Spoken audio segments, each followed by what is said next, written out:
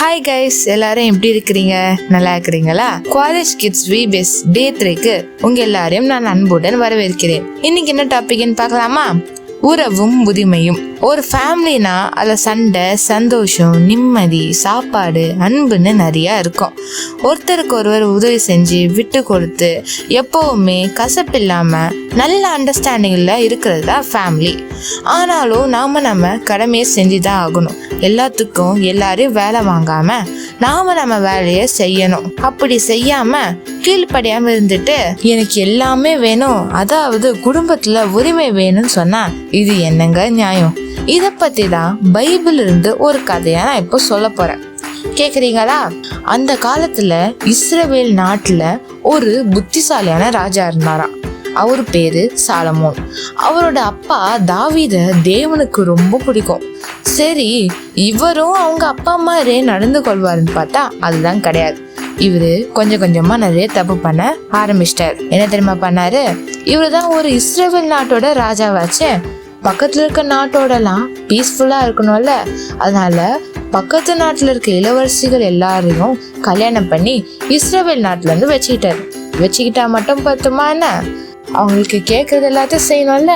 அதனால இவர் அவங்க எல்லாரையும் சந்தோஷப்படுத்தணுன்றதுக்காக அவங்க நாட்டுல இருக்க தெய்வங்கள் எல்லாத்தையும் இஸ்ரவேல்ல வச்சிட்டாரு. இது தேவனுக்கு ரொம்ப மனசு கஷ்டமா இருந்துச்சு.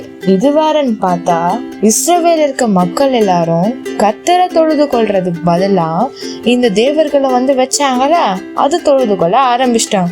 இதனால கர்த்தருக்கு செம்ம கோவம் வந்துச்சு. இதனால இதுவரைக்கும் ஒன்னா இருந்த இஸ்ரவேல் தேசத்தை வடக்கு ராஜ்யம், தெற்கு ராஜ்யம்னு இரண்டா பிரிச்சிட்டாரு. அதாவது 12 கோத்திரத்துல 10 கோத்திரம் வடக்கு ராஜ்யத்திற்கும் 2 கோத்திரம் தெற்கு ராஜ்யத்திற்கும் கொடுத்துட்டாரு. 10 கோத்திரம் இஸ்ரவேல் என்றும் 2 கோத்திரம் யூதா என்றும் அழைக்கப்பட்டுச்சு. அதுல 2 கோத்திரத்தை சாலமோன் பையன் ரெகோபெயாம் கிட்ட கொடுத்துட்டாரு. அதுவும் அவங்க தாத்தா தாவீது மூஞ்சுக்காக தான் அந்த 2 கோத்திரத்தை கொடுத்தாரு. அப்புறம் அந்த 10 கோத்திரம் சொன்னால அது ஒரு மனுஷன் கிட்ட கொடுத்தாரு. அது யார் தெரியுமா?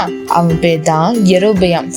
அவனுக்கு ராஜகுலம் இல்ல, ராஜ பரம்பரை இல்ல, அவனுக்குன்னு சொல்லிக்க பெரிய சப்போர்ட்லாம் ஒன்றும் இல்லை.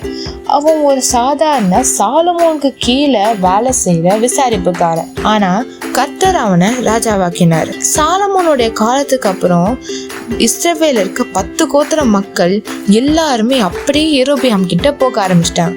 இது தேவன் சொன்ன மாதிரியே நடந்தது. செம்ம லக்கில யெரொபெயாம். ஆமா கைஸ், யெரொபெயாம் ரொம்ப லக்கி. யாரு பேரு என்னன்னே தெரியாத ஒருத்தனை பெரிய ராஜாவாகிட்டார்ல நம்ம கர்த்தர். ஆனா கர்த்தர் ரொம்ப லக்கியா இல்ல. ஏன் தெரியுமா?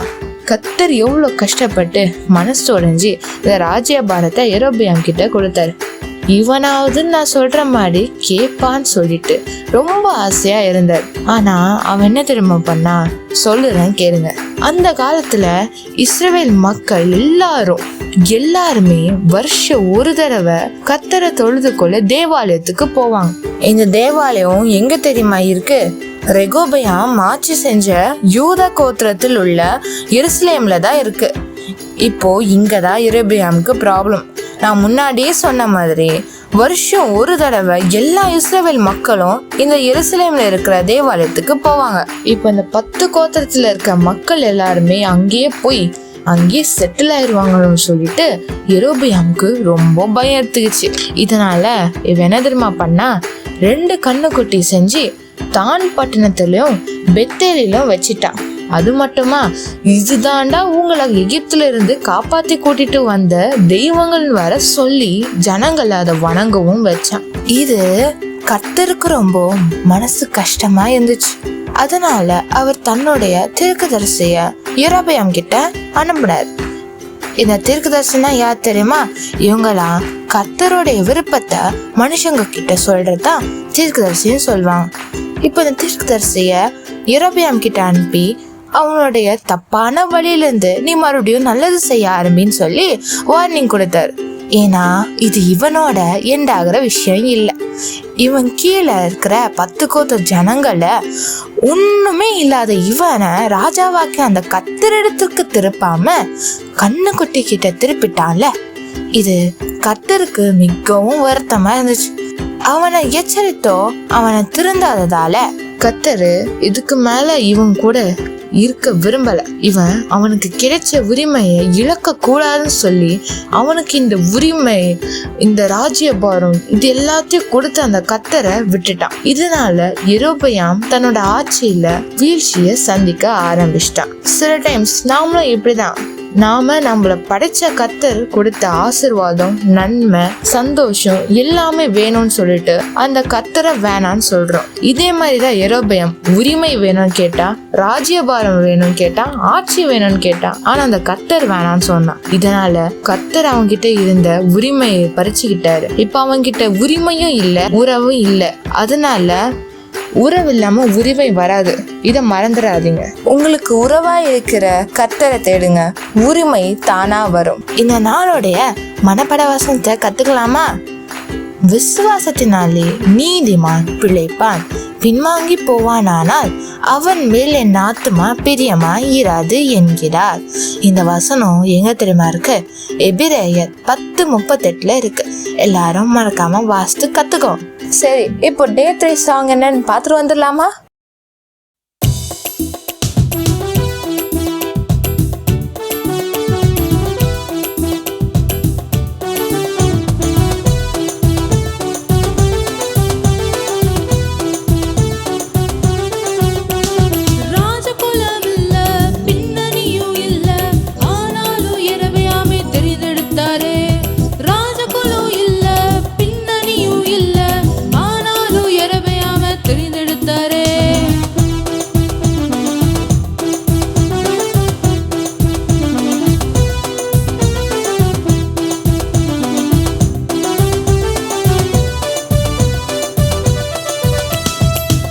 கோத்திரம் மொத்தமாக அள்ளி தந்தாரே, தாவீதுக்கு 2 மட்டும் விட்டு வச்சாரே.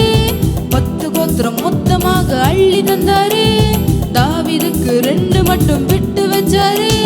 பிரியமாக நடப்பான் என்று காத்திருந்தாரு, பிரியமாக நடப்பான் என்று காத்திருந்தாரு.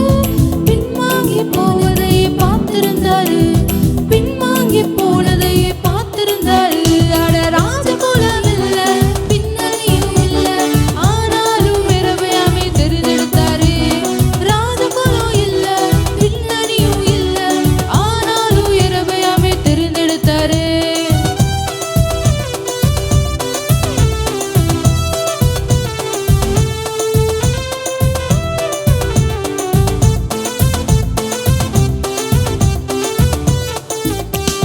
உயர்த்தி வைத்த கர்த்தரை விட்டு போனானே, மக்களை தக்க வைக்க கன்று செய்தானே. உயர்த்தி வைத்த கர்த்தரை விட்டு போனானே, மக்களை தக்க வைக்க கன்று செய்தானே.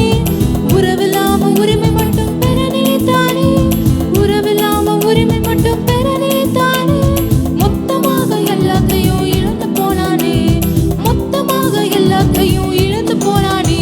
அட ராஜகுலம் இல்ல, பின்னணியும் இல்ல, ஆனாலும் யெரொபெயாமை தெரிந்தெடுத்தாரே. ராஜகுலம் இல்ல, பின்னணியும் இல்ல, ஆனாலும் யெரொபெயாமை தெரிந்தெடுத்தாரே.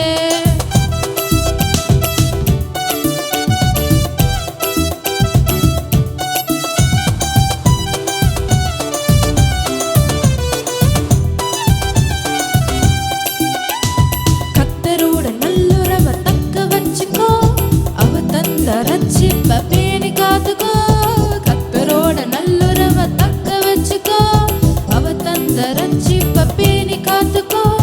உன்னதர உள்ளத்தில் உயர்த்தி வச்சுக்கோ, உன்னதர உள்ளத்தில் உயர்த்தி வச்சுக்கோ.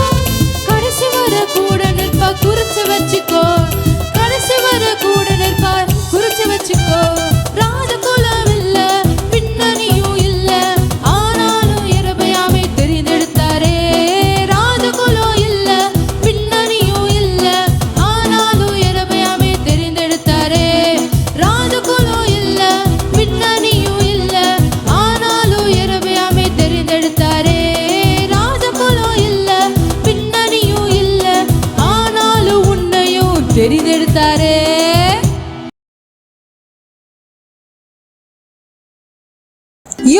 நேரம் இந்த வீடியோவை பார்த்ததுக்கு மிக்க நன்றி. மீண்டும் நாளை இதே நேரம் சந்திப்போம்.